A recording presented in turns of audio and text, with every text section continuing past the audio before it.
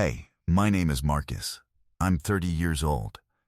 I live in Brevard, North Carolina, a small mountain town about 40 miles southwest of Asheville, tucked into the bend of the French Broad River Valley, where the fall colors hold on longer than anywhere else in the state.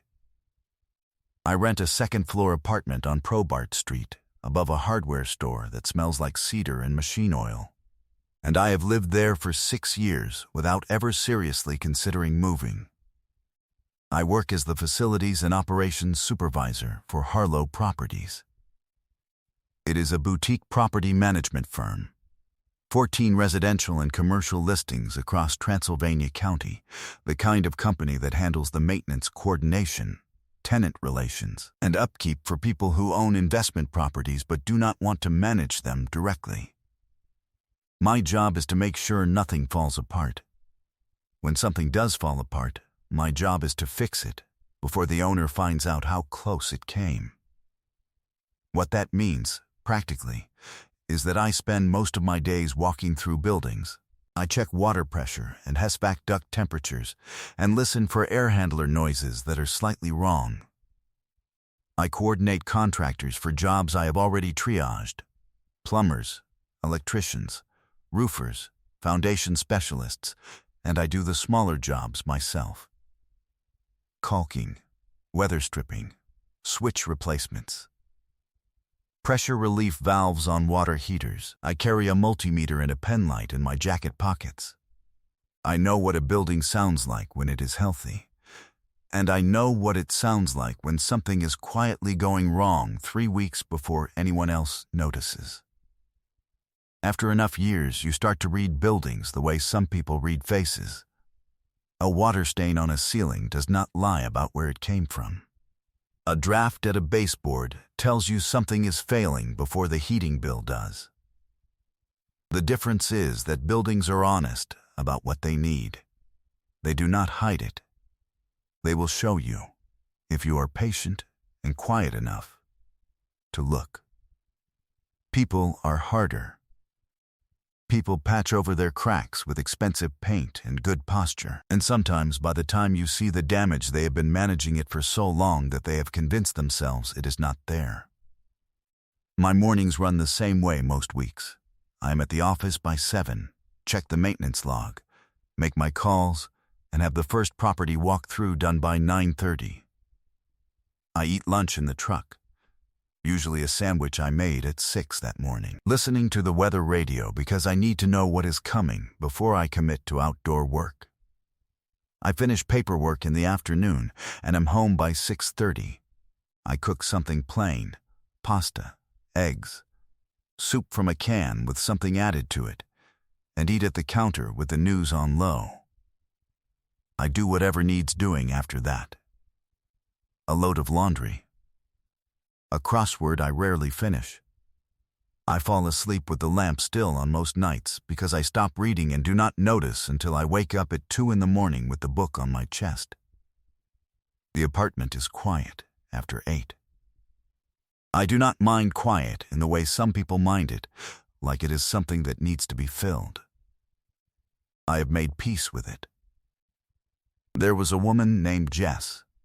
We were together for 4 years, and we were good together in the specific, manageable ways that two quiet people can be good together without either of them quite saying what they actually need.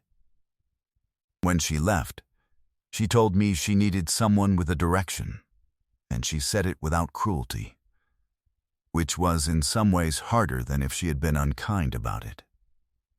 I told her. I understood. I thought I did. 3 years later, I am still not entirely sure I was right about that. I had been at Harlow Properties for 3 years when my boss called me into her office that Tuesday in March. Her name is Claire Harlow. She is 32 years old, and she runs the company her father built from a single rental property on Gaston Street in 1993 into a 14-property portfolio with a staff of 22. Robert Harlow had built it over 30 years. And then 2 years ago, when his heart gave him a warning that it would not give a second time, he handed the company to his daughter and stepped back. She did not come back reluctantly from Charlotte to take it. She came back because the company was hers in every way that mattered, and she was not the kind of person who left things she cared about to manage themselves. I respected her the way you respect someone who is consistently right about things, without making you feel small for having been wrong. She knew every property in the portfolio, not just the addresses, but the full history of each one. The foundation issues, the contractor relationships, the long-standing tenant situations. She ran a 30-person operation with the focused precision of someone who had been doing it for 20 years instead of 2. She could walk into a property she had never personally visited and tell you within 20 minutes what was going to need attention in the next 6 months. Not because she guessed. Because she had been paying attention to the right things for a long time. I knocked on her office door at 10:15 that Tuesday morning. She called me in. She was sitting at her desk with a coffee going cold at her elbow and a document open on her screen that she was not reading. Her dark hair had started coming loose from the careful twist she pinned it in every morning. It always came loose by mid-afternoon, but it was not usually this early. Her reading glasses were pushed up on her forehead. Her hands were folded on the desk, completely still. For someone who normally talked with her hands, who used them to trace floor plans in the air and sketch out timelines, the stillness was its own kind of information. "Sit down," she said. And then, almost immediately, "You can say no." "I need you to know that before I say anything else." I sat down. What she told me took about 4 minutes. Her family was in town. Her father, Robert, who had stepped back from the company but not from his opinions about it. Her mother, Patricia, and her grandmother, Eleanor, who was 81 years old and had driven down from Spruce Pine that morning and was the person whose judgment Claire trusted above almost anyone else in her life. They were having dinner tonight at the Hobnob on Main, the nicest restaurant in town, the kind of dinner that was supposed to be casual and was not. Her father used these dinners to take stock of where Claire stood, the company, her decisions, her life, and for the past 8 months, the thing he kept returning to was a man named Daniel. A man she had described to her family as her fiancé. A man who had been real. She had been with him for 11 months, but who called her that morning, 4 hours before dinner, to say he was done and he was not coming. "I need someone to sit at that table," she said. "Not him specifically. Just someone I'm not showing up without." She said it quietly, the way you say something when you have thought through every other option, and this is the last one, and you are still embarrassed to be asking it. I almost said no. Not because I did not want to help her, that was not the instinct. The instinct was simpler. It was the recognition that sitting across from my employer's family at a candlelit dinner, pretending to be the man she was supposed to marry, was the kind of situation that left a mark on things. And I had been careful for 3 years not to leave marks on this particular situation. I had a job I was good at. I had a clear, uncomplicated relationship with her that worked because it was clear and uncomplicated. I did not disturb that on purpose. But she was looking at the desk when she said it. Not at me. She had already given me the exit, and she was not watching to see if I would take it. "Okay," I said. She looked up. "I'll need about 20 minutes to go home and get a clean shirt." She exhaled once, slowly. "Thank you," she said. "Then, I mean it." "I know," I said. "There is a spare blazer in the front office closet, left by an operations manager who had come through 2 years before me and never come back for it. It fit almost right across the shoulders and not quite right at the sleeves. George, our office manager, 58 years old, gray at the temples, who had worked for Robert Harlow before the paint was dry on the first Harlow property sign, saw me trying it on in the hallway and stopped and studied me with the patience of someone who has watched a lot of situations develop. "Business dinner?" he said. "Something like that." He adjusted the left sleeve without asking and stepped back and looked. "That'll do," he said. Then he went back to his desk and did not ask any more questions, which was one of the things I had always respected about him. We went over the story in the parking lot before I drove us to the restaurant. Daniel Mercer, 41, tech sales, from Charlotte. We had met at a property showing, which was plausible. He had been going to come tonight. He had called this morning with an excuse she had not believed. "My grandmother will ask you questions," Claire said. "She'll be polite about it, but they'll be real ones. She has been doing this since I was 16. "What kind of questions?" "The kind that figure out whether you're actually paying attention." "To what?" She paused. "To me." Then, quickly, like she had not quite meant to say it exactly that way, to the situation. "What's in front of you?" I said I understood. I drove. The Hobnob is a converted Victorian on Main with 12 tables, a wine list on a chalkboard, and candles on every table that throw the kind of light that makes everyone look like they are telling you something important. The Harlow family was already seated, Robert at the head of the table, silver at his temples, a watch that caught the candlelight, the careful posture of a man who had learned a long time ago that how you hold yourself tells people things you would rather not say out loud. Patricia beside him, who stood up when she saw Claire and hugged her with the easy warmth of someone who is not performing it, and Eleanor, 81 years old and 5'2", in a cream cardigan with a small enamel bluebird pinned at the collar. She looked at me the way a contractor looks at a load-bearing wall, considering carefully whether it is actually doing the job it appears to be doing. "You must be Daniel," she said. "Marcus," I said, and caught it immediately. "Sorry, she calls me that sometimes. Family name." I did not look at Claire. Eleanor smiled slowly. "All right," she said. "Marcus Daniel. Sit down." The dinner was more complicated, and also less complicated than I had been preparing myself for. Robert asked about my work within the first 15 minutes, which Claire had predicted, and he asked it with the lightness of someone making conversation and the attention of someone keeping score. I told him what I did, the properties, the systems, the contractor coordination, and he listened in the way of a man who has spent 30 years measuring other people. Somewhere in the second course, he started asking me specific questions about the Harlow portfolio's maintenance history, the kind of questions you ask when you want to know whether someone actually knows what they are talking about or whether they have learned to describe knowing. I knew everything. The Birchwood Properties FAC timeline, the Caldwell Units Foundation remediation sequence, the commercial block on Gaston that had been flagged for roof replacement for 2 seasons and hadn't been done. His expression shifted in a small way that I recognized, the particular shift of someone who has gotten a different reading than they expected. Claire handled the family's questions about how we had met with the calm specificity she brought to everything. She said we had met at a property showing, that I had told her something was wrong with the main water line before she had known about it herself. He was right, she said. Saved us about $4,000.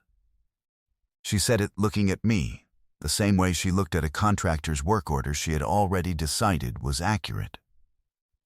I said, "You still waited a week before you authorized the repair." Robert looked slightly amused, which may have been the first time all evening. Patricia asked me what I did when I was not working, and I told her honestly, I do crosswords badly. I cook things that do not require much attention. I walk the properties on weekends when I cannot sleep.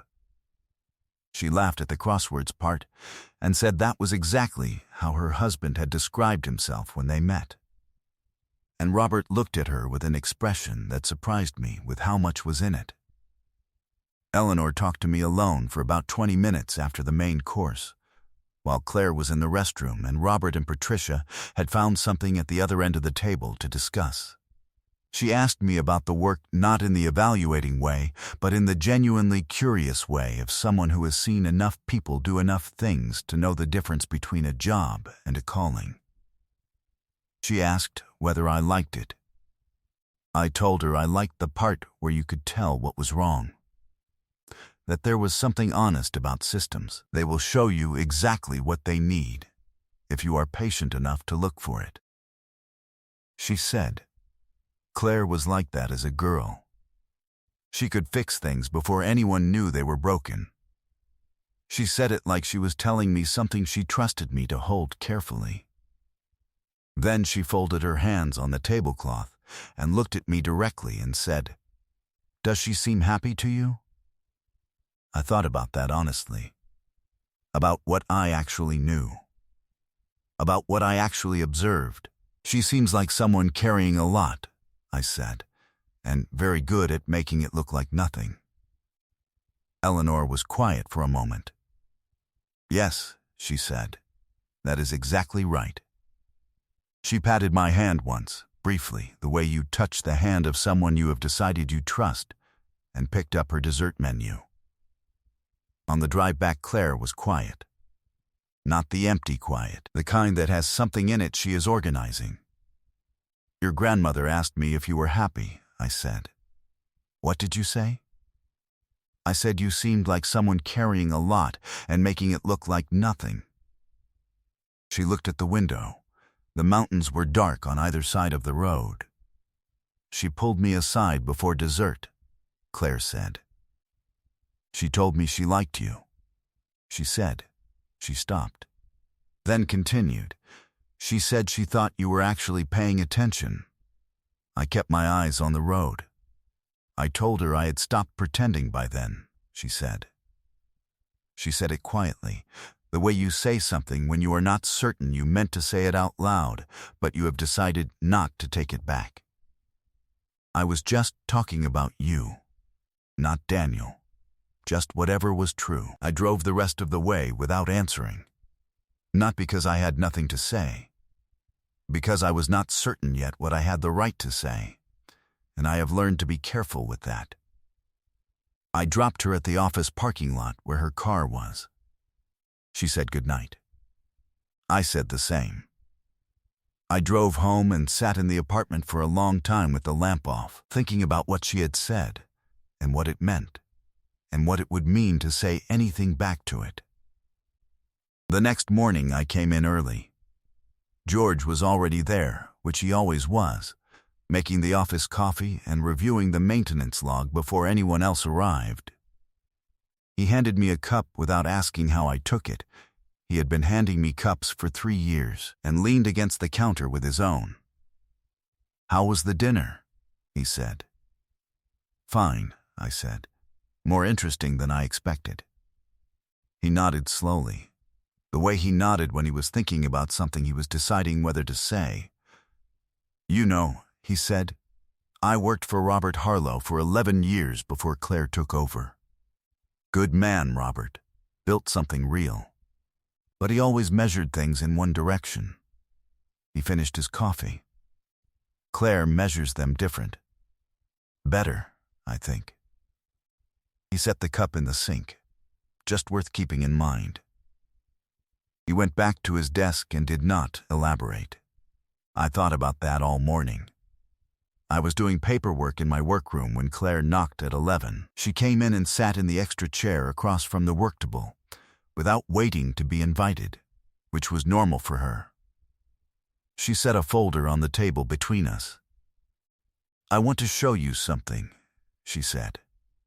"This is the Caldwell renovation plan, the one the architect submitted last month that you said was going to create a drainage problem on the north side." I looked at it. "It will. I know." She opened to a second sheet, hand-drafted, pencil on graph paper, precise and careful. "I redid it last night. Tell me what you think." I studied it for a while. It was better than the architect's plan in 4 specific ways that I could identify immediately, and a 5th way that took me a moment to recognize. The drainage rerouting was correct. The load distribution on the rear addition was cleaner. She had also caught a setback issue with the county code that the contractor had missed entirely. "Where did you learn to draft like this?" I said. "Architecture school," she said. "Charlotte, 4 years." She said it in the flat, factual tone she used for things she had made her peace with. I had a position at a firm there after I graduated, commercial renovation work, the kind where you're actually solving something with every project, not just designing for the sake of design. She paused. Dad had his heart attack in November of that year. I came home. You didn't go back. No, do you wish you had? She was quiet for a moment. Sometimes I think about what I would have been good at, she said. Whether I would have been better at that than this. She looked at the draft on the table. And then I look at a building that I fixed and I think, no, I'm doing the same work. I'm just not getting called an architect. I said, "Your red lines on the Birchwood renovation 2 years ago were better than the architect of records." I kept them. I referenced them. She looked at me. "You kept them." I needed to know the thinking behind the decisions. She was quiet. Then she said, "Daniel told me I was impressive from a distance and difficult up close." She said it the way you say a thing you have been carrying for a while that has finally stopped being sharp and become just heavy. He meant it as a kind of explanation. That sounds like someone describing a thing they didn't understand and calling it a flaw, I said. She looked at the folder. One corner of her mouth changed slightly, not quite a smile.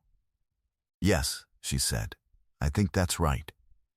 She picked up her folder and went back to her office.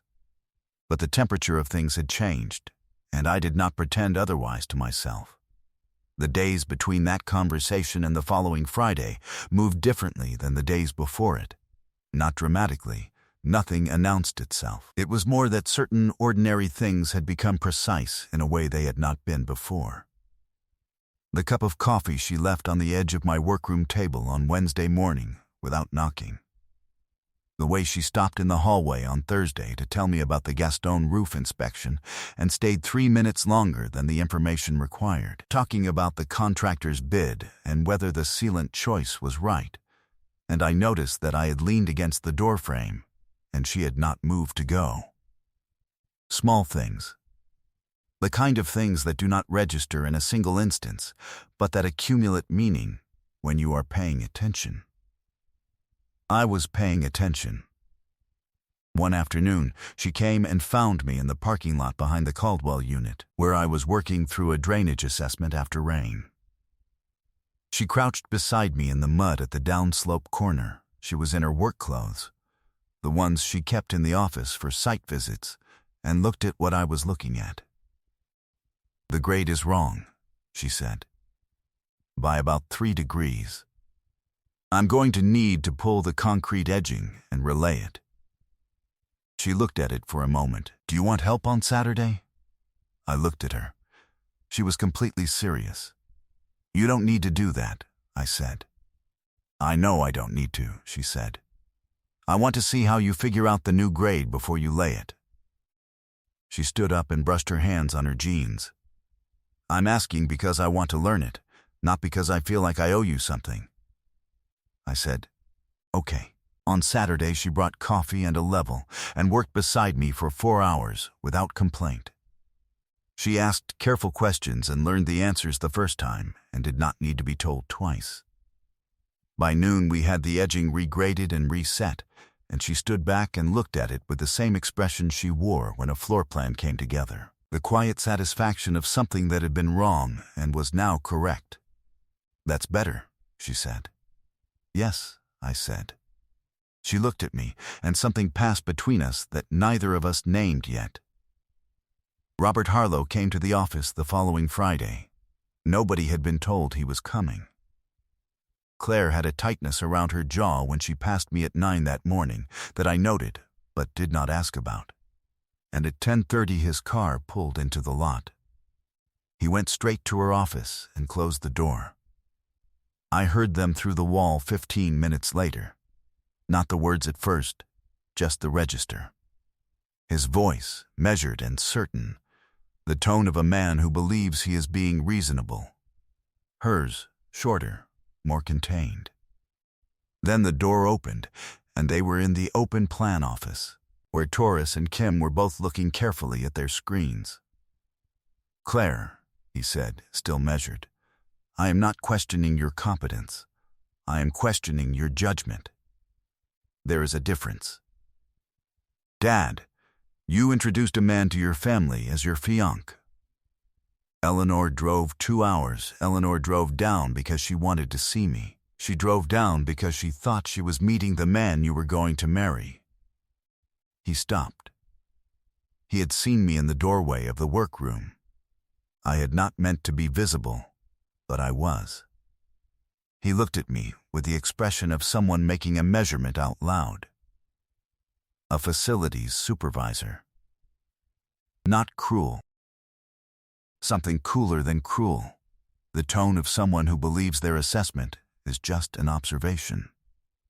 "Claire, I built this company on credibility. You are asking your board, your clients, your family to trust your judgment, and your judgment is—" "Mr. Harlow," I said at once, at a normal volume. Not loud. He stopped. "Your daughter manages 14 properties and 3 active development contracts. She has grown this portfolio by 31% in 2 years. She does it right.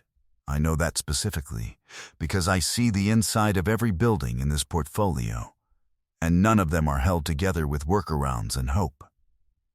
They are done correctly." I kept my voice flat and specific. "She also drafts better than your current architect of record. And she identified a county setback issue last week that would have cost you $40,000 at permit review. What she does with her personal life is hers." I paused. "But if the question is what her judgment looks like up close, from where I stand, it is the best in this company." He was quiet. Claire stepped forward. Not behind me. Beside me. "Dad," she said. She said it without anger, without her voice rising, with the quiet precision of someone who has thought about this moment before it arrived. "I asked Marcus to that dinner because I trust him, not as a prop. Because his judgment is sound and he is honest, and he doesn't manage me the way other people manage me." She held his gaze. "You stepped back from this company because you trusted me to run it. I need you to mean that all the way. Not just when I make decisions you recognize." Robert Harlow looked at his daughter for a long moment. Something moved through his expression that I could not entirely read. It was not capitulation, exactly, but it was something closer to recognition. He picked his jacket up from the back of the chair he had draped it on when he came in. "I'll call you," he said. He walked out. Taurus and Kim both found important things to look at on their screens. I went back to my workroom and sat at my desk and did not read the maintenance log in front of me for approximately 10 minutes. At 4:40, when the office had gone quiet, Claire knocked on the open door. She came in and sat in the extra chair, moved the box of outlet covers off it to the floor without asking, the same as she always did, and folded her hands on her knee and looked at me. "Are you all right?" she said. "Yes, you've been in here since 10:30. I had work." She looked at me for a moment with the patient attention she brought to things she was trying to understand correctly. "Thank you," she said, "for what you said. It was accurate. Marcus, he was measuring," I said. "He wasn't wrong that there is a measurement to be made. He had the wrong criteria." I looked up from the log. "I know what I am. I'm not bothered by someone else's version of that math." "What are you then?" she said. "If you were making the assessment." I thought about it honestly. Someone who shows up. Someone who does the job the way it needs doing, and doesn't manage the gap between what he is and what he's been told he should be. I said the next part carefully. Someone who has been watching you work for 3 years and knows what he is looking at. She did not respond immediately. I'm not going to make this into something that disrupts your professional situation, I said. I want to be clear about that. I know what this is and what it isn't, and I'm not, Marcus. She said it quietly. Stop managing it. I stopped. I told my grandmother the truth because it was the truth, she said. Not the story, the actual truth. I had been sitting at that table all evening, watching you be completely, genuinely yourself. You told my father he was right about his own company's operations, and then you told him he had been wrong about me, and you said both things in exactly the same tone, and somewhere in the middle of dessert I started telling Eleanor real things. She paused. I told her you were the person who told me the Birchwood HESVAC was going to fail before it did. And I didn't listen. And it cost us $4,000. And you were correct and you were gracious about it and you went and fixed it anyway. She looked at me directly. I told her you carry a flashlight in your jacket pocket. That when you walk through a building you go quiet in a certain way, focused. Like you are listening for something most people would never think to listen for. I told her those things because they were what I actually knew about you. And knowing them felt like I had been paying attention to something real for a long time. Without understanding, that was what I was doing. I stayed still. I have been running this company for 2 years, she said. I have been carrying my father's doubts and my own doubts, and the wrong version of something with Daniel and I have been trying to get through all of it correctly and quietly. She looked at her hands. And somewhere in the last 3 years, the part of the day that felt like I could breathe in it, that felt manageable and honest, was usually when I was talking to you. She said it the way she said things that were simply true, not performing emotion, recording a fact. I had been telling myself for 3 years that what I knew was the buildings, that I was good at the buildings and the buildings were the job, and the job was clean and uncomplicated. I had been telling myself that the particular way the office changed when she came in early, the shift in how a morning felt when I heard her footsteps in the hall before anyone else arrived, was professional, was respect, was reasonable. I had been managing a thing I told myself was not there the way a building manages a problem. It has been running around for so long that the people inside it have stopped noticing there was ever anything wrong. I don't know when it started, I said. I've been trying to work that out. I think it was the night the Caldwell unit flooded. You were there at 11 o'clock with a flashlight, in the crawl space, in your work clothes, taking notes on what had gone wrong. I think I understood something that night, and I decided I did not have the right to do anything with it. I paused. I should have been less careful about that. You should have, she said. You were my employer. You still should have. We were quiet for a moment. The building settled around us, the slow temperature contraction of late afternoon when the heat goes out of the walls. I meant all of it, I said.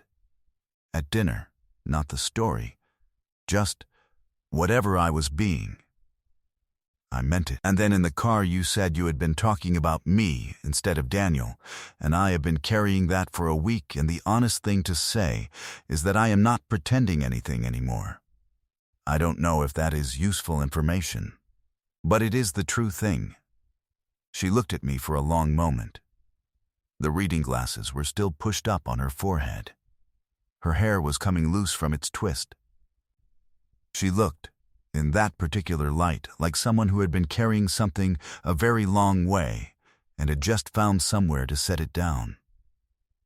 Marcus, she said, you are genuinely the slowest person.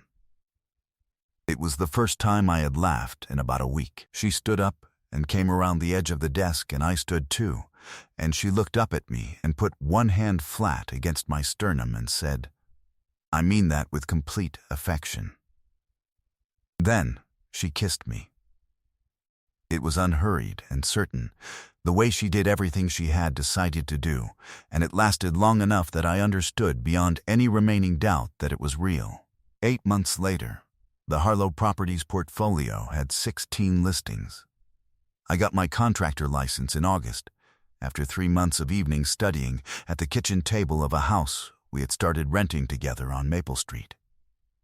It is a craftsman bungalow built in 1938, with a soft subfloor in the back bedroom and a pressure issue in the main water line that I identified on the first walkthrough and fixed in a weekend. It had been on the market for 11 months because most buyers saw the problems before they saw the bones. Claire saw the bones first. She told me on the drive over to look at it, "The structure is good. Everything else is just work." We paid the first month's rent in June and spent 2 weekends in July pulling the soft subfloor and replacing it with my contractor friend Pete, who owed me a favor and who ate 4 sandwiches over those 2 weekends and told Claire that her structural read was dead on, which she acknowledged, without taking much credit for it. Robert Harlow came to the office one more time, in June, 3 weeks after that Friday. He was more careful this time. He and Claire had a conversation that lasted most of a morning and that I was not part of. She came and found me after and said he apologized. I asked what she had said back. I told him I appreciated it and that I needed him to keep doing it, not just once. She said it like a property negotiation that was going well but was not finished yet, which, I understood, was exactly what it was. Eleanor called every Sunday. Somewhere in July, she started adding me to the call. She asked me once, while Claire was in the other room, whether I had fixed the pressure issue. I told her I had. She said, "Good. Sounds like you." I did not entirely know what she meant, but I kept thinking about it. George stopped me in the hallway the week I passed the contractor exam. He looked at the license printout I was carrying, and then looked at me and shook his head slowly. "About time," he said. Then he went back to his desk.